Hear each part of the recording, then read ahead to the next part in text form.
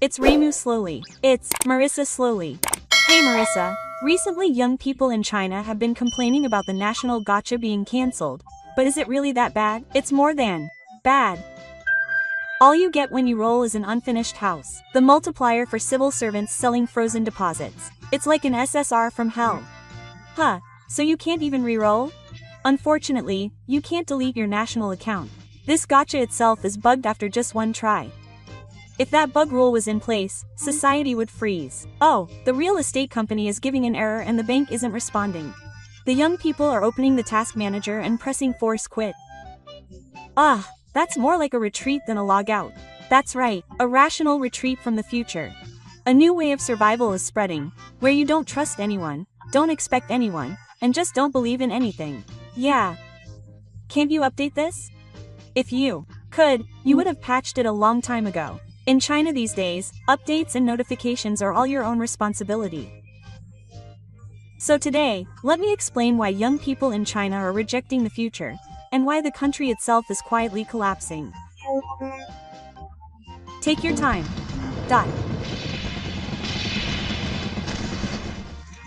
Hey Marissa, I've heard that there have been protests over real estate in China recently. Why is that happening? Well, you see, serious social issues surrounding real estate are bubbling up all over China right now. But if you trace the source of all this heat, you'll find that real estate, which was once a symbol of great success, is where the problems began. What? Real estate was a symbol of success? Yes. China used to be called the world's factory and continued to grow economically. GDP continued to rise every year, with double-digit growth being the norm. The real estate market was like an engine that made dreams come true, with its power to make. It seemed like owning a home was a sign of success. Exactly. In China, real estate wasn't just a place to live. It was a sign of social credibility, a source of pride for the family, and insurance for the future. In a sense, buying real estate was a milestone in life. That's a lot of pressure. But why did something so cherished become a problem? The problem is the gap between expectations and reality. Many people took out loans to buy conceptual apartments built outside the city, only to have construction halted halfway. In regional cities, such as the Dongzheng and the southern province, unfinished concrete buildings are left exposed to the elements. Does that mean they can't be occupied? Yes, the houses are unfinished, but the loans continue to be repaid. Even though they are cutting back on living expenses, there is no chance of them being occupied. What's more, the houses are abandoned and off limits. Wasn't it a lifelong investment for the people who bought them? Yes, it is. The middle class and ordinary people who aspired to be middle class worked hard and saved up to buy houses. But now their dream homes are empty ghost towns, and they have lost not only their assets but also their hearts. But if they have suffered such damage, it's only natural that they would want to protest to the government. That's a natural reaction. In fact, people who have lost their assets line up in front of local government offices every day. They are desperate to get their money back and get an explanation, and to make their voices heard. So how does the government respond?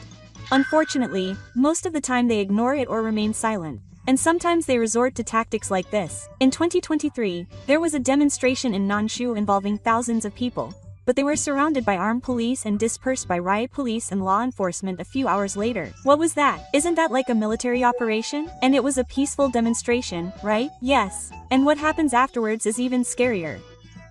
Some of the people who participated in the demonstration were exposed on social media with their faces for disrupting order, and in some cases their whereabouts were unknown.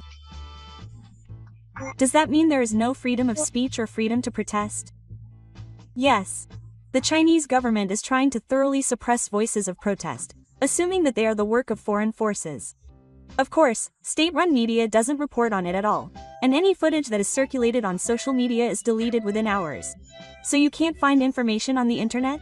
Unfortunately, you can't. For example, if you just search for house or right, you get caught by Jianyue and can't access it. On China's social media, those keywords themselves are blocked. So people are being deprived of even the means to obtain such information. This is a statewide information control and surveillance system. Those who speak the truth are labeled, silenced, and sometimes treated as criminals. What's more, this is legally justified. But can't they appeal to the law? Doesn't China have courts? Of course it does. But even if they tried to appeal, the local courts wouldn't even accept the appeal. The reason is that it could threaten social stability. In other words, the method is being used not to protect people but to protect the regime. Isn't that just hopeless? Yes. And that's the scariest part. Despite the seriousness of the situation, there has been no large-scale flooding. That's because people are isolated from each other and can't even raise their voices. But deep down, everyone is probably screaming. That's right. Everyone is standing there asking why this has happened, unable to find an answer. I feel like this isn't just an economic problem, but something deeper. That's right. This isn't just a real estate crisis. People who have lived honestly and obediently are being forced to pay the biggest price. This reality is destroying people's trust in the state itself.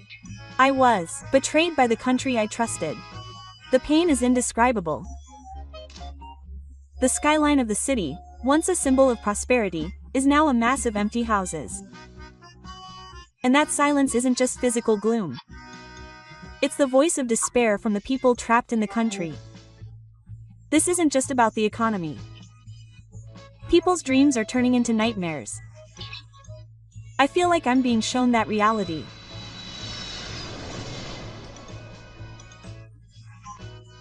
Marissa, when I was listening to what you were saying earlier, I thought that if so many people are struggling, this isn't just a problem in a few areas. You're right, Reimu. This problem isn't just trouble in a local city. It's a structural collapse that is shaking the foundations of the entire Chinese economy. It was particularly notorious that the backbone of the economy, real estate and local banks, collapsed at the same time yesterday. Real estate and local banks were such important roles. Yes, these two have supported the economy in China for decades. But since 2021, both of them have begun to crumble, and the effects are still spreading deep into society. But what triggered it? How could such a large structure suddenly collapse? The trigger was a policy called the Three-Clause War. This was a regulation introduced by the Chinese government to curb the real estate bubble, and it set a limit on borrowing for real estate companies and created a system to strictly check their financial health. I see, they were trying to stop the runaway real estate market. That's not a bad thing. In theory, it is. But the timing was terrible. Housing prices were skyrocketing and investment was heating up, so they suddenly turned off the tap, and the market suddenly stopped receiving funds. Does that mean developers ran out of money and couldn't continue construction? That's right. Even large developers like the Hiroshima Group and Country Garden were suddenly unable to raise funds, and construction of tens of millions of homes across the country came to a halt. So that's exactly why I told you about the unfinished apartment buildings. Oh, and the problem wasn't just with the developers. Citizens who had already started paying their debts were unable to live in the homes they were supposed to receive, and were left with nothing but debt. Wait, isn't that the end of life? You can't get a house, but you keep paying the loan. That's exactly right. A house that should have been an asset has turned into a negative asset that doesn't yield anything. Some people say that they've lost not just their investment, but their entire life. But do local banks really have that much to do with it? Isn't this just a discussion about private housing? No, they're closely related. China's local banks, especially rural creditors and small banks at the county level, had a lot of real estate-related assets. They made unreasonable loans without worrying about their capital. So if a real estate company goes bankrupt, the bank will go down with it? That's right. In fact, bad debts piled up like a mountain, and many local banks were effectively bankrupt. Their accounts looked profitable, but their actual assets were empty. Wait, isn't that a complete financial crisis? Oh, and behind it all was collusion with local governments. Audits didn't work, and there was shady management, such as setting up ghost companies and investing in land without collateral. When did this come to light? The decisive factor was the bank deposit freeze incident that occurred in 2022. Depositors at several local banks in Na province were suddenly unable to withdraw their money.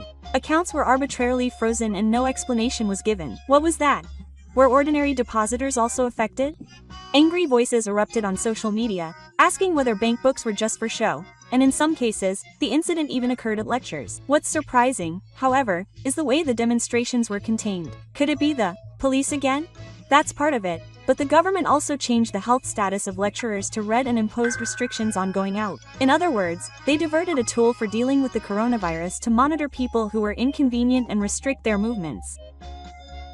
It's scary to think that the rule of law could be used like that. Many citizens were shocked by this.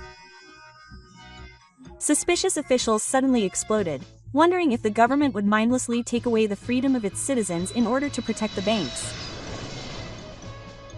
But how did local governments collect so much money? Were they leaving it all up to the banks? In fact, China has a unique system called land finance.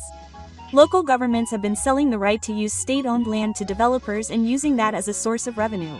In other words, land sales supported local budgets. Does that mean that if the real estate market collapses, the land won't sell either?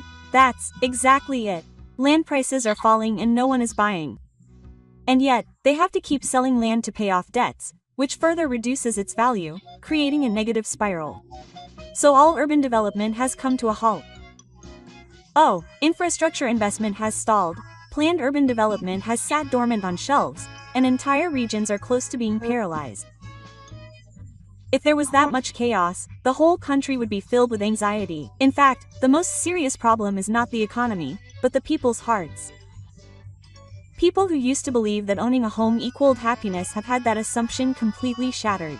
The foundations of education, employment, and marriage are all at risk. Recently, it has become popular to say that housing is a state-initiated problem. And especially among the younger generation, buying a home is starting to seem like the biggest risk in life. More and more people are starting to think that renting is safer. It's so ironic that the contract that was supposed to buy a dream is actually a lifelong mistake. China's structural collapse is different from a simple financial crisis like the Lehman Brothers collapse. Politics, administration, finance, all intertwined, the whole system is quietly collapsing with no clear line of responsibility. It's unclear who's to blame. It's also unclear where it was stopped. But it's always the citizens who suffer. That's right. Countless Chinese families are now dealing with incomplete housing, frozen savings, and unresponsive administration. And it's not just money they've lost. So what have they lost? Trust in the system, hope for the future, and a sense of being protected by the country. All of that is being lost quietly and surely. Doesn't collapse mean falling over with a loud noise? It means it slips away quietly without anyone noticing. That might be the scariest way to collapse. By the time you notice, it's too late. Oh, and what's even more frustrating is that the system itself is laughing behind the scenes without taking any responsibility.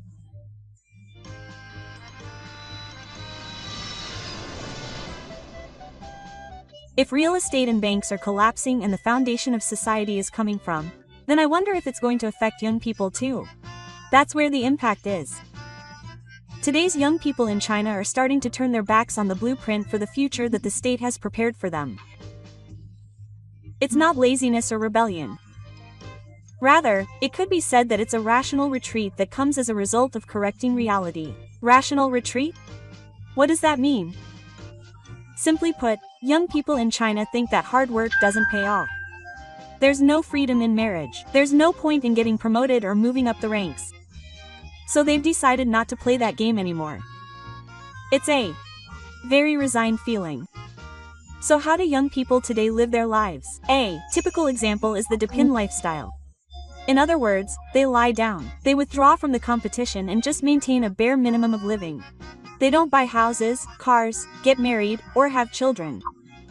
If you don't have what you want, you can't lose it. It feels like a very quiet but serious resistance. Yes, but it's spreading rapidly in urban areas of China right now. Behind it all is the rigidity of the social structure and excessive expectations from the parental generation. For example, what kind of expectations? For example, the old value that if you go to college, you'll get a good job. But in reality, there are a lot of young people who can't get white-collar jobs even after graduating from university due to their academic background. Wait, isn't that a complete academic fraud? After all, they went to university. That's exactly what it is. There are clearly not enough jobs for university graduates in 2023, even in Saitama. As a result, the terms non-regular part-time workers and unemployed with an academic background are becoming a reality. So what was the point of studying? You'd think so, right? In fact, many young people feel that way. They don't know what they've been working hard for. And even for civil servants, which used to be considered the only stable job, the competition sometimes exceeds the advanced sales. Even the government can't accept young people anymore. Then there's nowhere to run. That's why the phrase, "I don't want to be a lubricant," is getting a lot of attention these days. It's a statement of intent that they don't want to be just a cog that turns in the giant machine that is the state. It's about stepping out of the system to protect their individual dignity. That's right. The symbol of this is the new way of life called rad people. Living quietly in the corners of the world, sleeping in cheap internet cafes, and working to make a living, not to succeed. It's a strategy to survive without standing out and blending into society. It's sad, but it may be a very realistic choice. And that's not all. Marriage and childbirth are no longer seen as happiness, but as punishment. Buying a house means mortgage hell. Having children means being bogged down by education and medical expenses. It's impossible to be told to get married and have children under such circumstances. Young women in urban areas in particular say that all freedom disappears the moment they become mothers, and the number of people who are negative about having children is increasing. In fact, the number of children born in 2023 has decreased even more than the previous year, and the population decline is accelerating. Isn't it a huge crisis for the country that the young people who will create the future are rejecting Miku itself? But that's because it's a future that's been imposed on them from outside. The young people of the single-parent generation are being crushed by the burden of raising children and their parents, who have single-handedly carried the expectations of their parents on their shoulders. This is called the sandwich generation. Being squeezed and crushed. That expression is very realistic. That's why more and more young people don't have families. They choose not to go out for someone else. They want to protect themselves and live quietly. That's what they really think. But I've heard that there's a big gap between urban and rural areas. Could that be a factor? Of course, in rural areas, the merging of elementary and junior high schools has led to a sharp decline in educational opportunities. In some villages, it's even difficult to go on to high school. There are many places where young people have no future.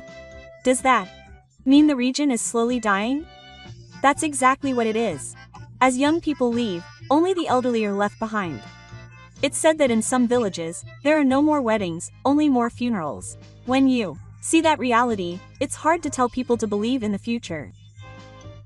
But the government still criticizes young people for being lazy and lacking patriotism, and the media uses words like, "end your dreams." But those words are actually pushing young people away. They say that your future is our past failure. That's what young people really think. Yes, that's becoming the social consensus in China today. Rejecting the future is not inevitable, born from surviving the gap between the ideals of the nation and reality. It's the final accident. I see. They don't lie down because they have no hope, but rather they deliberately close their eyes because there is no future worth hoping for. The anger and sadness of the young people is contained in such silence. That's right, Reimu. This quiet attitude is the greatest message. By rejecting reality, they are making a consistent criticism of the current state of society itself. Marissa, listening to what you've said so far, it seems to me that China today is not just about the economy or the youth, but that something more fundamental is broken. That's a good feeling, Reimu. The most serious thing in China today is actually the collapse of trust. It's not just dissatisfaction with the government or the economy. The collapse of trust. What exactly does that mean? For example, let's say a policy fails. Then the Chinese government immediately deflects the blame by blaming it on foreign forces or external factors. But conversely, if it succeeds, they say it's thanks to the Dongzhong Wang's guards and completely ignore the hardships of the common people. Hey, isn't that unfair? If things go well, it's the government's credit, but if they fail, it's someone else's fault. Such a governance structure with ambiguous responsibilities has continued for many years. In the past, it was possible to push through with information control. But now, with the spread of SNS and the internet, people are starting to realize this more. I see. The internet has the power to expose such things. Yes, but in response, the government is desperately trying to hide the unreliable parts rather than trying to gain trust by searching for statistics, suppressing speech, and building a high-speed media of intellectuals. Isn't that actually counterproductive? The more you hide, the less trust you will lose. A symbolic example of this is the initial response to the novel coronavirus in 2020. There was a man named Ryo who first warned of the spread of the infection, but he was accused of spreading the virus and was dismissed by the media, and he himself became infected and died. What? You're criticizing someone who risked his life to convey the truth? That's completely wrong. The people who saw that must have thought, the state is protecting its reputation over people's lives. At that moment, the information released by the government became unreliable. That's why no one believes how much they say the economy is growing these days. Statistics, news, slogans, everything seems staged. It's incredibly serious when a nation loses the meaning of its words. But what do the people do when that happens? Are they taking any action? It's hard to give flashy lectures, but more and more people are quietly fleeing. This is the phenomenon of sparse learning. The runway, or escape, is the country. Young people and intellectuals are aiming to move overseas. Escaping is the safest option. There are reports that more than 130,000 people applied to immigrate in 2023 alone. To Canada, the US, Australia, etc. Now it's not just the wealthy, but also the younger and younger generations. So what about those who remain in the country? Are they doing nothing? Even those who remain are quietly distancing themselves. Real estate investments aren't completed. Money deposited in banks is frozen. Education and healthcare are unfair. People don't say it out loud, but trust in the nation is definitely fading. Even if you're not opposed to it, the atmosphere of no longer expecting anything can be scary. Society is connected by trust. When that breaks down, it becomes difficult to trust people. A fraudulent, anonymous, secret country where everyone lives with suspicion of someone else. It's no longer a nation, but a collection of suspicions and memorizations. It's certainly a question of how to create a future in a society where people can't trust each other. The most vulnerable thing is the sense of public service. Everyone wants to avoid being the only one to suffer, so they don't pick up trash or obey traffic signals, turn a blind eye to social injustice, and no one tries to support the public. That would no longer function as a nation. Originally, a home should be a trust-providing device. It's important that the system functions properly and that we feel it exists for our benefit. But no one in China today feels that way.